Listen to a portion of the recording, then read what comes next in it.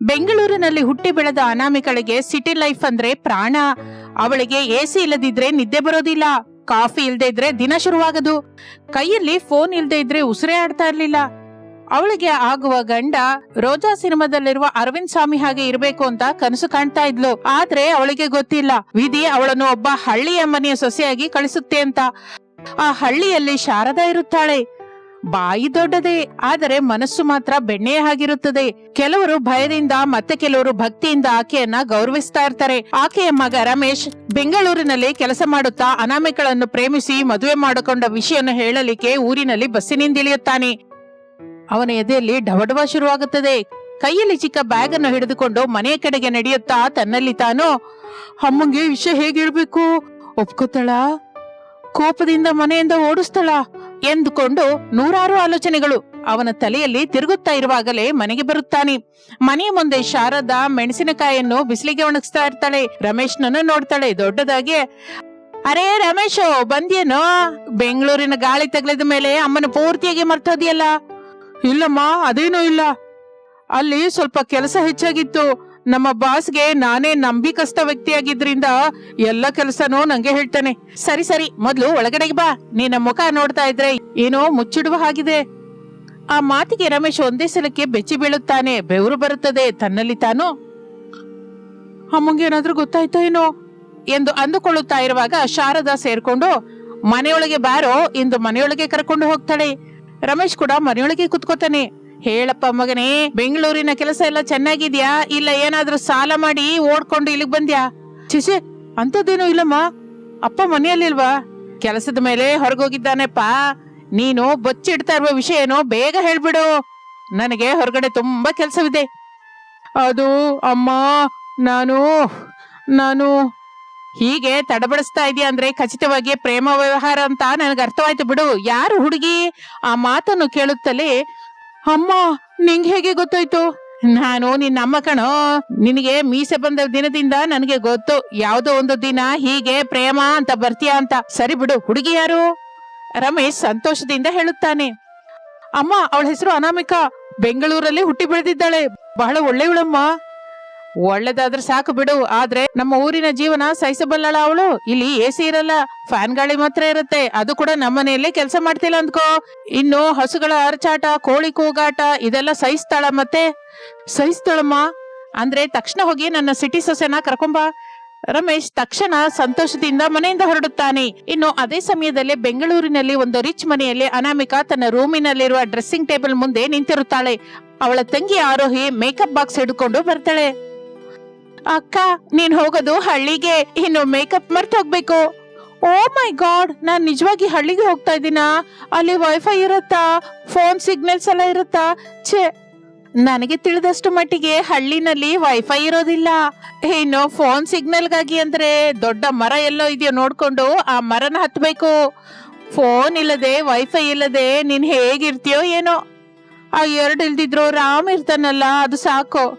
ಭಾವ ಇದ್ರೆ ಏನ್ ಮಾಡ್ತಾನೆ? ವೈಫೈನ, ಫೋನ್ ಸಿಗ್ನಲ್ನ ಸ್ಪೈಡರ್ ಮ್ಯಾನ್ ಹಾಗೆ ಎಳ್ಕೊಂಡ್ ಬರ್ತಾನ ಏನೋ. ನಂಗೆ ಗೊತ್ತಿದ್ದ ಹಾಗೆ ನೀನ್ 2 ದಿನ ಕೂಡ ಇರೋದಿಲ್ಲ, ಎಸಿ ಇರೋದಿಲ್ಲ. ಮಾರ್ನಿಂಗ್ ಕಾಫಿ ಬರ್ದೇ ಇದ್ರೆ ಹೇಳ್ತೀಯಾ? ನಿನ್ನ ನೆನ್ಸ್ಕೊಂಡ್ರೆ ಪಾಪವೆನ್ಸುತ್ತಕ್ಕ. ಅದೇನಾಗಲ್ಲ ಬಿಡು, ರಾಮ್ ಇದ್ರೆ ನಾನೇನಾದ್ರೂ ಅಡ್ಜಸ್ಟ್ ಆಗ್ತೀನಿ ಎಂದು ಹೇಳುತ್ತಾಳೆ. ಆದರೆ ಅನಾಮಿಕಂಗೆ ಗೊತ್ತಿಲ್ವಲ್ಲ ಆ ಊರಿನಲ್ಲಿ ಶಾರದಮ್ಮ ಅತ್ತೆ ಶಾಸನ ಅಂತ. ಇನ್ನು ಶಾರದಂಗೆ ಕೂಡ ಗೊತ್ತಿಲ್ಲ ತನ್ನ ಮನೆಯಲ್ಲಿ ಬರುವ ಸೊಸೆ ಸಿಟಿ ಯುವರಾಣಿ ಅಂತ. 1-2 ದಿನ ಕಳೆಯುತ್ತದೆ. ಮದುವೆ ಆದ ನಂತರ ಮೊದಲ ಸಲ ಅನಾಮಿಕಾ ಅತ್ತೆ ಮನೆಗೆ ಬರುತ್ತಾಳೆ. ಮನೆಯ ಮುಂದೆ ಒಂದು ಪಕ್ಕದಲ್ಲಿ ಎಮ್ಮೆಗಳು, ಮತ್ತೊಂದು ಕಡೆ ಹಸುಗಳು ಕಟ್ಟಿರುತ್ತದೆ. ಎಲ್ಲ ಸಗಣಿ ವಾಸನೆ. ಅನಾಮಿಕಳ ಜೊತೆ ರಮೇಶ್ ಕೂಡ ಶಾಕ್ ಆಗುತ್ತಾನೆ. ತನ್ನಲ್ಲಿ ತಾನು, ಮೊನ್ನೆ ಬಂದಾಗ ಇದೇನು ಇಲ್ಲಿರ್ಲಿಲ್ಲ, ಈಗ ಮಾತ್ರ ಇದೆ ಅಂದ್ರೆ ಅಮ್ಮ ಅನಾಮಿಕಳನ್ನು ಪರೀಕ್ಷಿಸಲಿಕ್ಕೆ ಶುರು ಮಾಡಿದ್ದಾಳೆ ಅನ್ನೋ ಮಾತು ಎಂದು ಅಂದುಕೊಳ್ಳುತ್ತಾನೆ. ಶಾಕ್ ಇಂದ ಅನಾಮಿಕಾ ಎಚ್ಚೆತ್ತುಕೊಂಡು, ನಿಜ ಹೇಳು ರಾಮ್, ಇದೇನಾ ನಮ್ಮನೆ? ಹೌದು ಅನಾಮಿಕಾ, ಇದೇ ನಮ್ಮ ಪ್ರಪಂಚ. ಆಗಲೇ ಒಳಗಡೆಯಿಂದ ಶಾರದಾ ಬರುತ್ತಾಳೆ. ಅನಾಮಿಕಾ ರಮೇಶ್ನನ್ನು ನೋಡುತ್ತಾಳೆ. ಬಾ ಸೊಸೆ, ಪ್ರಯಾಣ ಎಲ್ಲ ಚೆನ್ನಾಗಾಯ್ತಾ? ಫೈನ್ ಅತ್ತೆ. ಸರಿ ಸರಿ, ಮೊದ್ಲು ಒಳಗಡೆಗೆ ಬನ್ನಿ. ಹೊರಗಡೆ ನಿಂತ್ರೆ ಹಸುಗಳು, ಎಮ್ಮೆಗಳು ನಿನ್ನನ್ನೇ ವಿಚಿತ್ರವಾಗಿ ನೋಡ್ತಾವೆ. ಮನೆಯೊಳಗೆ ಹೋಗಿ ಲಕ್ಷಣವಾಗಿ ಸೀರೆ ಉಟ್ಕೋ. ನಾನು ಬಂದು ನೀನೇನ್ ಕೆಲಸ ಮಾಡ್ಬೇಕೋ ಬಂದು ಹೇಳ್ತೀನಿ ಎಂದು ಶಾರದಾ ಹೊರಗೆ ಹೋಗುತ್ತಾಳೆ. ಅನಾಮಿಕಾ ರಮೇಶ್ ಮನೆಯೊಳಗೆ ಬರುತ್ತಾರೆ. ಅನಾಮಿಕಾ ಹಳೆ ಮನೆಯನ್ನು ಅದೊಂಥರ ನೋಡ್ತಾಳೆ. ಎಲ್ಲಿಯೂ ಎಸಿ ಕಾಣಿಸಲಿಲ್ಲ, ಮೇಲೆ ಮಾತ್ರ ಫ್ಯಾನ್ ಕಾಣಿಸುತ್ತೆ. ಅಮ್ಮಯ್ಯ ಅಂದು ಉಸಿರೆಳೆದುಕೊಳ್ತಾಳೆ. ಹೋಗ್ಲಿ ಬಿಡು, ಎಸಿ ಇಲ್ದಿದ್ರು ಫ್ಯಾನ್ ಆದ್ರೂ ಇದೆ. ಹಾಗೆ ಅಂದುಕೊಂಡ ಅನಾಮಿಕಂಗೆ ಸ್ವಲ್ಪ ಬಿಸಿ ಅನ್ನಿಸುತ್ತದೆ. ಆ ರೂಮಿನಲ್ಲಿಯ ವಾತಾವರಣ ಬೆವರು ಬರ್ತಾ ಇರುತ್ತೆ. ರಾಮ್, ಫ್ಯಾನ್ ಹಾಕ್ತೀಯಾ ಎಂದು ಅನಾಮಿಕಾ ಹೇಳುತ್ತಲೇ ರಮೇಶ್ ಗಾಬರಿಯಾಗುತ್ತಾನೆ. ಬಾಗಿಲ ಕಡೆ ನೋಡ್ತಾನೆ. ತಾಯಿ ಶಾರದ ಬರ್ತಾ ಇರೋ ಹಾಗೆ ಕಾಣಿಸಲಿಲ್ಲ. ಪ್ಲೀಸ್ ಇನ್ನು ಇಲ್ಲಿ ನಾವು ಇರುವಷ್ಟು ದಿನ ರಾಮ್ ಅಂತ ಹೆಸರಿಡ್ದು ಕರಿಬೇಡ. ನಮ್ಮಮ್ಮ ಕೇಳಿದ್ಲು ಅಂದ್ರೆ ಇಬ್ಬರಿಗೂ ಶಿವಗಾಮಿ ಲೆವೆಲ್ ಅಲ್ಲಿ ಕ್ಲಾಸ್ ತಗೋತಾಳೆ.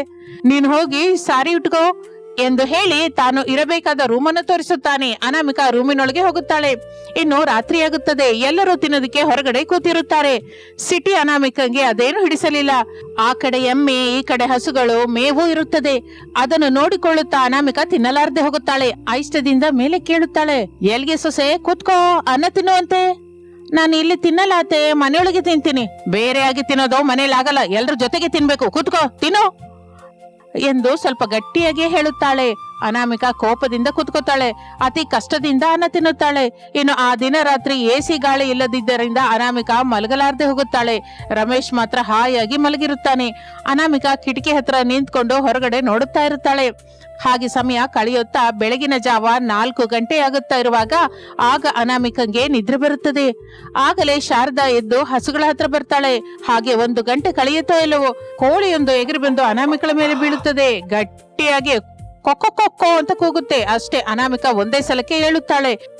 ಎದುರಿಗೆ ಶಾರದಾ ಕಾಣಿಸುತ್ತಾಳೆ. ಏನತ್ತೆ ಇದು? ನಮ್ಮೂರಿನ ಅಲಾರಾಮ್ ಸೊಸೆ, 7, 5 ದಾಟಿ ಹೋಗಿದೆ. ಸೊಸೆ 5ರ ನಂತರ ಮಲಗಬಾರ್ದು.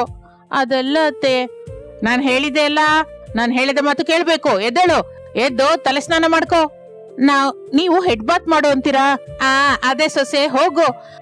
ಅನಾಮಿಕಾ ಬಾತ್ರೂಮ್ ಒಳಗೆ ಹೋಗುತ್ತಾಳೆ. ಗೀಸರ್ ಇಲ್ಲ, ಶವರ್ ಇಲ್ಲ. ಬಟ್ಟೆ ಹಾಕೊಳ್ಳೋದಕ್ಕೆ ಒಂದು ಚಿಕ್ಕ ರಾಡ್ ಕಾಣಿಸುತ್ತೆ. ಸೋಪು, ಶಾಂಪುಗಳು ಇಟ್ಕೊಳ್ಳೋದಕ್ಕೆ ಒಂದು ಚಿಕ್ಕ ಶೆಲ್ಫ್ ಕಾಣಿಸುತ್ತೆ. ಇಷ್ಟದಿಂದ ಅತ್ತೆ ಅತ್ತೆ ಎಂದು ಅತ್ತೆಯನ್ನು ಕರೆಯುತ್ತಲೇ ಶಾರದಾ ಬರುತ್ತಾಳೆ. ಅತ್ತೆ, ಗೀಸರ್ ಎಲ್ಲಿದೆ? ಹೊರಗಡೆ ಸೌದೆ ಒಲೆ ಮೇಲೆ ಬಿಸಿ ನೀರು ಇಟ್ಟಿದ್ದೀನಿ, ತಗೊಂಬಂದು ಸ್ನಾನ ಮಾಡ್ಕೋ. ಅಯ್ಯೋ ಅತ್ತೆ, ನಮ್ಮ ಮನೆಯಲ್ಲಿ ಕಿಚನ್ ಎಲ್ಲಿದೆ ಅಂತಾನೆ ನನಗೆ ಈಗೂ ಗೊತ್ತಿಲ್ಲ. ಹೇಗೆ ಹಿಡ್ಕೋಬೇಕು ಅಂತಾನೋ ಗೊತ್ತಿಲ್ಲ. ಹೇಗೆ ಬಿಸಿನೀರು ತಗೊಂಬ ಅಂತೀರ ನನ್ನನ್ನ? ನಾನು ಹೇಳ್ತೀನಲ್ಲ, ನೀನು ಬಾ ಎಂದು ಅನಾಮಿಕಳನ್ನು ಕರೆದುಕೊಂಡು ಸೌದೆ ಒಲೆ ಹತ್ರಕ್ಕೆ ಬರ್ತಾಳೆ. ಹೇಗೆ ಹಿಡ್ಕೋಬೇಕೋ ಶಾರದಾ ತೋರಿಸುತ್ತಾಳೆ.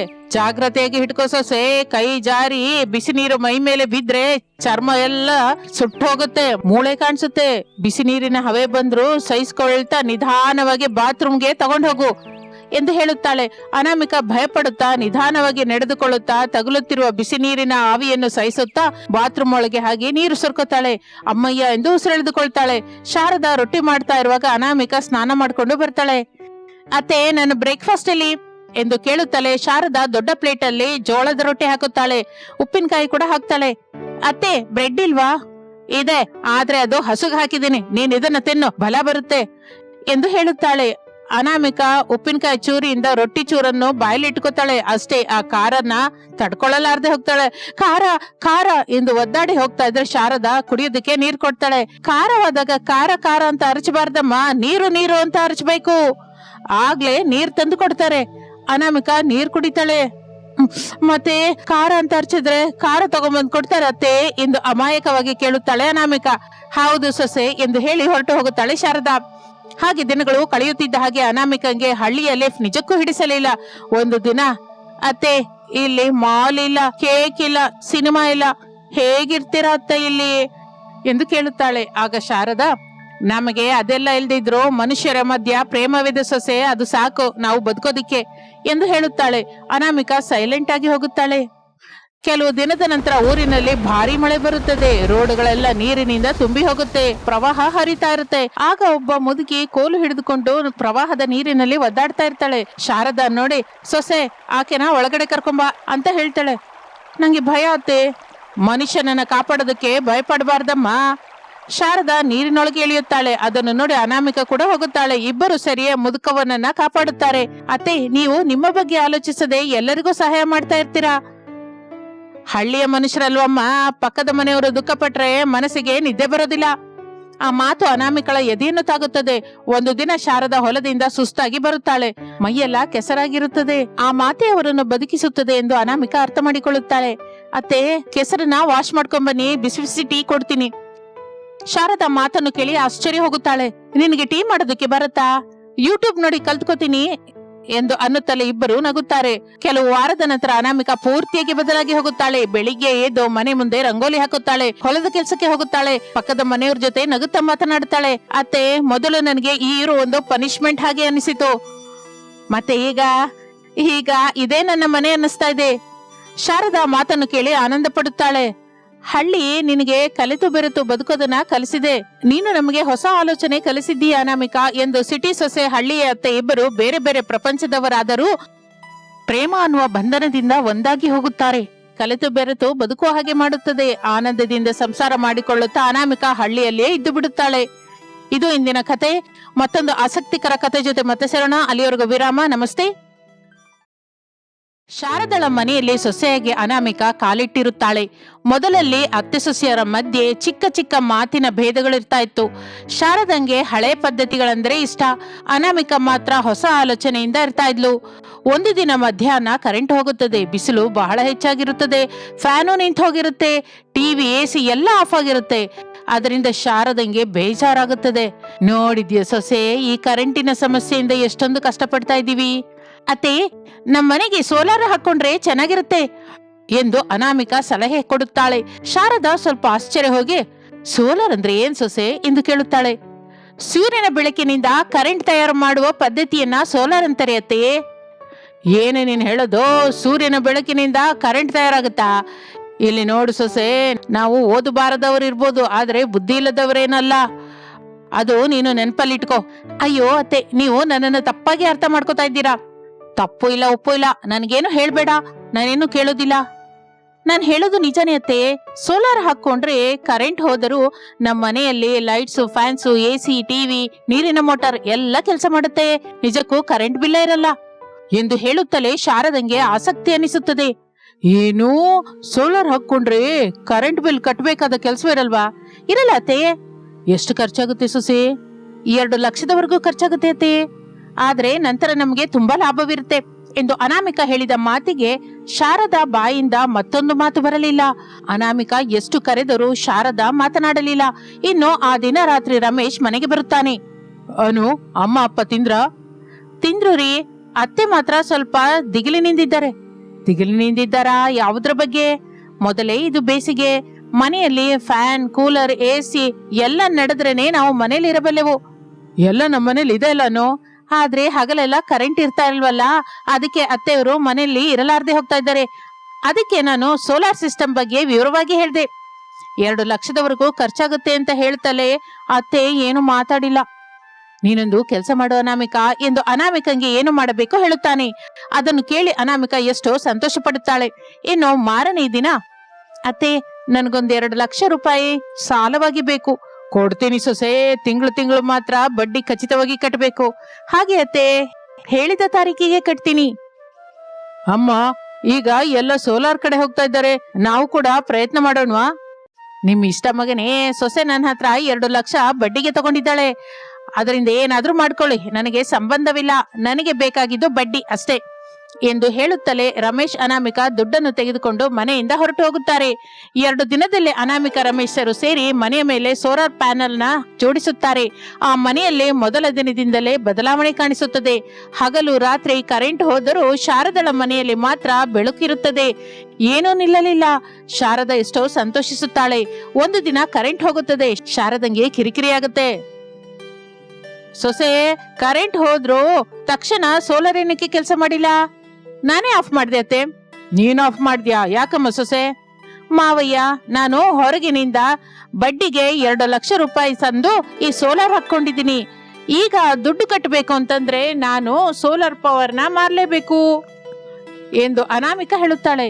ಪ್ರಸಾದ್ ಕೋಪದಿಂದ ಶಾರದಳ ಕಡೆ ನೋಡುತ್ತಾನೆ. ಎಷ್ಟು ಕೊಡ್ಬೇಕು ಸೊಸೆ? ಕರೆಂಟ್ ಹೋದ ಪ್ರತಿ ಸಲ 2,000 ಕೊಡ್ಬೇಕು ಅತ್ತೆ.